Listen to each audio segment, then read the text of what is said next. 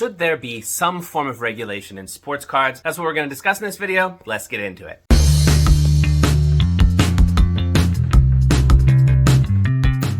So what are we even talking about here? What's the purpose of this discussion? So essentially, I had just recently watched two videos, one by Teapot and Jeff Wilson, and one was a response to that video by Victor, the rookie card specialist, which were both really fascinating explorations on this topic of whether or not some form of regulation is useful in the hobby. Now, what do I mean when I say regulation? I'm not talking about some government oversight or something like this. I think generally, by and large, everybody in the sports card world would say, keep government regulation out of sports cards. I don't see any benefit coming from that. With the reduction of numbers for paying taxes on your eBay sales and things like this, there already is kind of a little bit more like government step into this space than there has been before. And not just in the US. I know that, I'm if you watch this channel, I used to live in China and I'm pretty familiar with what's been going on there. And there's also more government regulation and government step in that space, in the sports card space over there as well. So I think just by and large, collectors do not want that.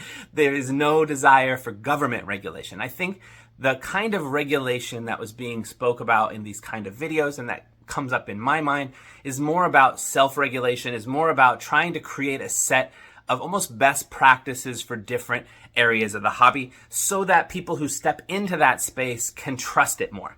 So if you step into, let's say, a break, that there's a certain set of best practices where I think one example Teapot gave was it's an expectation that a card will not be taken off screen, before it's seen, this kind of thing, because there's too much room for scam, for somebody to take a card off screen and to bring a worse card back on. There's too much room for that. So to create a list of things where if you're going to be a breaker, you agree to abide by these particular regulations, which are really more like suggested best practices. Or if you're creating a repack, that there's an expectation baked in that there's a level of transparency. So it's not just like you show one big hit highlight and then the other 100 repacks are all garbage, but then you really focus on that one highlight. That would be considered kind of scammy behavior. And there's almost like a expectation for what the norm should be. Not that everybody's going to abide by it. Not that there's police going around saying, oh, you didn't abide by rule number 8 in the regulation of breakers. Nothing like that, but just kind of a set of standards that people who are in that space would try to, that there would be effort made to try to make people more aware of these standards and more willing to kind of align their practices by these standards. I think the best example I could see of this sort of regulation, regulation is the wrong word, more of a set of best practices, would be, Victor, the rookie card specialist, he's created something called like the 10 commandments of the rookie card, because, it's over the years, it's become much more complicated to even define what is a rookie card, because there's so many parallels, there's so many variations, there's so many inserts. Like, how do you define a player's rookie card? It's just all over the place. But he's kind of created over some different periods of research and seeing from the origins of the rookie card and how it came to be, and in the collector's perspective, how it first became kind of like the more sought card of a player, and then kind of looked at its path through history. And through that kind of exploration over time, he's identified kind of 10 main like commandments. I think it's 10. It might be more or less than that at this point. I'm not even sure. But, basic rules why this is what a production company should make sure that a rookie card is abiding by these standards when they're defining something as a rookie card. And to think about, like, if a player like Shohei Ohtani has cards from when he was playing in Japan, is that considered a rookie card, or is that like a different thing with a different kind of name? Just to create some sort of standard so the word rookie card has some meaning, and it's not just a catch-all for everything. So it's basically like that. He's gone through this process to create some best practices that he believes, and this is just his personal contribution to the community. But I think this idea of regulation is based on this same kind of concept. Like, what is in the realm of breaking, in the realm of repacks, in the realm of, posting cards on for sale on a marketplace like eBay?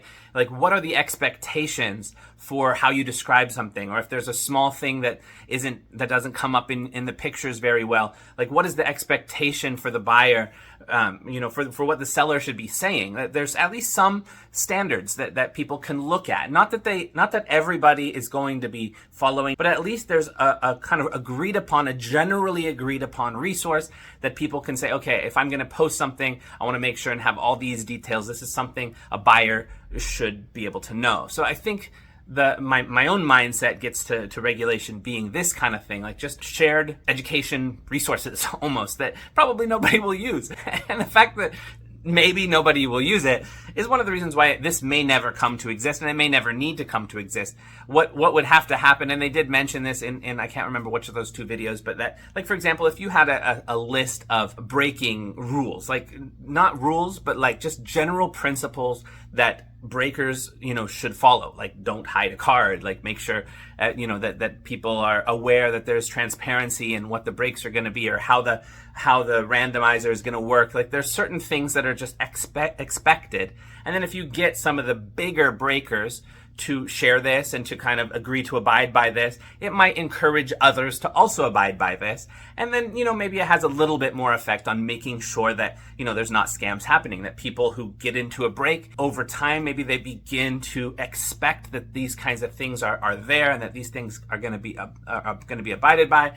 And if they're not, that maybe that, people will eventually step to these other breakers that are doing this, that have agreed to a basic set of standard kind of principles on which they operate. Just something like that. It might not mean that they always do everything with it, but at least if there's some form of agreement from the big breakers, then maybe some of the smaller breakers will also follow suit over time, and that could even create a kind of network of people who are, agreeing to have integrity in the way that they do breaks. Or repacks could be the same sort of thing. They have a list of 10 things that if you're going to do a repack, if you want to do it and get the stamp of approval of this, whatever it is, that you make sure like there's transparency, you list what cards are going to be, or whatever it is, that you're not trying to trick people out of their money. So I think it's things like that. And to me, if that's what this discussion is talking about, it's not really regulation. It's more just some shared resources to get people on the same page, to establish at least a basic foundational principles that everybody can agree on, which I think is not a bad thing, but it's also probably very weak in making much of an influence in anything if it's at that level. In these discussions, a lot of times they're talking about something maybe even a little bit more complex, where you get a group of people who all engage in the hobby in different ways. You have some collectors, you have some, flippers, some people who are part of sports card shop owners. You have long time card collectors, you have more new card collectors, but you have a group of some people who all engage in the hobby in different ways, that they have different preferences to how they engage with the hobby, but they're all, approaching it in a way where they want to create, a culture, a community that's welcoming to everybody, and that is, allows people to engage in the hobby in the way that they want to. So you have to be careful about preferences, because if somebody, in a team creating this standard is just really anti repacks, and somebody else is genuinely trying to make a living off of repacks, they both have an ulterior motive. The one who is trying to make a living out of it, of course, he's going to try to create standards and expectations that will benefit him personally. And the person who is totally opposed to repacks altogether may be difficult to consult with them to be able to have this kind of open space and open forum where everybody's voice is appreciated, but then something new emerges from the collective voices of everybody, and that everybody can kind of agree with it in the end. That's a little tough to do, but I think it would have to come from people who are engaging in the hobby in a diverse variety of ways, so that it doesn't become just like, a commandment of people who are trying to flip cards regularly, or a commandment of people who are only into collecting vintage cards, or, it's something like that just wouldn't work at all and wouldn't be beneficial in any way. But so it would have to come from kind of a diverse group. And it's hard for me to envision how something like that could ever be spearheaded in a way that would be useful. Both Jeff and Victor suggested somebody like James Beckett, who's kind of above the fray, you could say. He's not in all these all this butting head stuff in the modern day where everything's always divisive. He's kind of above the fray. He's been a part of the hobby community for a very long time. I mean, everybody knows the Beckett magazine, but of course he's retired. I don't know how much he would want to step into doing this sort of thing, because this would, I think, in order to do something like this well, it wouldn't be a small thing. It would have to be something that was well thought out, well considered, was consistent about getting perspectives and voices from a wide array of people, and that could create some things that were generally agreed upon and that could actually have some form of function. I think You have the risk with creating something like this where either one, they create something and then it sits on a website and it's never looked at and it doesn't really matter to anything, or two, it gets too much power somehow and it oversteps its bounds, it ends up regulating like a government oversight regulator or something, which also would not be good. Or the third is it just becomes like infighting in the different people who are involved because they have different takes and they're not willing to kind of like detach from their own perspectives and see things from various other perspectives, and then it just kind of breaks apart internally. I could easily see one of those three things happening.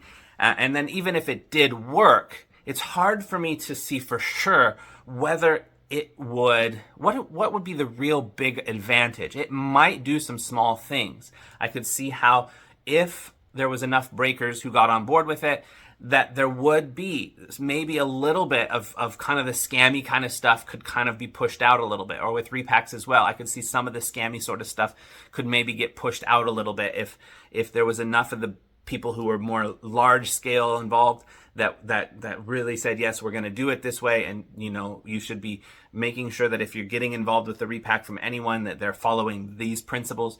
If there's this kind of thing, if that happened, maybe there could be some benefit. But it would be hard to get to that point. And then I feel like the benefit would, I don't know, almost be like preaching to the choir, if you know what I mean. Like, it's almost like it would probably be something that the people who like this and want to make sure that everything is standard and above board, they would be like, yes, we have this. And for the people who don't care about that, they wouldn't pay any attention to it. And for the people who are scammy about something, they just would step to the side and do something completely different and just focus on people who aren't even thinking about this realm of action. And then maybe nothing would change at all, except for maybe there would be a path to having some group of people who you could have a little bit more trust in, possibly. But I could even see it within that context. You could have people, the words and actions don't always align. So people could say that they're going to abide by these rules, and then they don't. And then what's that mean? Nothing, really. Unless there's also people in this team who are like following up and like watchdogging it as it's going on, which is a big ask, and it's hard to do that, especially in this society, in this day and age where you can be a watchdog, but at the same time, the watchdog community ends up becoming almost a preaching to the choir kind of thing also. And the only people listening for that oftentimes are the people who are just expecting to see, kind of corruption everywhere, and will take little things and blow it out of proportion. And even that's difficult. So the watchdogs could play an important role, but if the only people watching the watchdogs are the people who are expecting corruption at every turn, then that also just perpetuates an environment that's probably not really seeing the reality of things either. So it's complicated. It's complicated. I don't know if it could ever work or if it would be useful. If it was to ever work, I feel like it would have to be a group of people who are really above reproach, that didn't have ulterior motives, and that people not only didn't have ulterior motives, but could clearly be seen to not have ulterior motives. I think sometimes the hobby community is very judgmental about expecting ulterior motives, even if that person might not have any. I think that happens a lot. So it has to be above reproach, where it's beyond any of that stuff, which is tough to do in the environment that exists currently, especially the divisive nature of the United States in particular right now. And that has kind of made its way into the sports card community in the US. It's as divisive. It's a microcosm for the society. It's messy currently, and it's kind of like unhealthy, but it's just kind of the historic moment that we're at. So I do think there could be some benefits of having some kind of universal principles that cut through the noise, and that if people do hold on to those universal principles, that it's useful, that it's good, definitely. And I think there is room for that kind of discussion to be had. But in my mind, I feel like that's where the value kind of ends, is having that discussion, and then maybe some resources, some educational materials. If there's enough content creators, for example, that share some best practice ideas for breaking community, and that just there becomes discourse in the breaker community about like what should we do to make sure that it's trustworthy, to make sure that the customers are not being cheated or not feeling cheated, that there's the breakers are still making their profits that they need to, but then it's creating a nice environment for the collectors and for the people who are engaged in those breaks. Like if there's just some general discourse around certain topics like that in like the content creator space, for example, that's beneficial. I think that's a good thing. It doesn't necessarily mean that it needs to lead to anything concrete. It doesn't need to lead to a piece of paper that says these things. But if there's regular discussion about this, so that it becomes kind of an expectation over time that there's certain principles that we should abide by as humans, I think that's a good thing. That's a good thing anywhere. That's not regulation. That's just having open discourse about topics that are important to the community and to the business and to making sure that it's a trustworthy space and that it's something where we're not trying to scam each other. That's good. So I feel like that's the role that I hope even a channel like mine or any other content creator can take on, that role of just sharing some educational thoughts and sharing some creating a space for conversations around certain topics. And that's where I think the value in this comes. If you can create a space where there's genuine conversation around the need to think about how we can make it less comfortable for scammers, make it less comfortable for people who are trying to hide things, hide agendas and things like that. And it's more comfortable for people who are genuine and honest. You can't do it perfectly. There's always going to be kind of suspicion, even if there's no reason for it. There's always going to be finger pointing, even if it's not warranted. But if you can at least create an environment that encourages communication about topics that are important and creates an environment where people can look at it from different perspectives, I think that's maybe enough in this space. If it was something bigger than sports cards, I would say maybe something more formal would be important. But this is not like a world important kind of topic where I would feel the need to really get into this kind of thing deeply. This is a fun activity that we do in our spare time for the most part, for most of us. So, it doesn't need anything so formal. Overly formal stuff, it's just like, what's the point for the 98% of people who are involved in sports cards? It would mean nothing to them. But still, I think having some space where there's discussion, discourse around things that are important to different aspects of the hobby, to just make sure that people have some base foundation that they agree upon, is a positive thing. So anyway, that's just some of my thoughts on this topic. Hope you enjoyed it. Peace.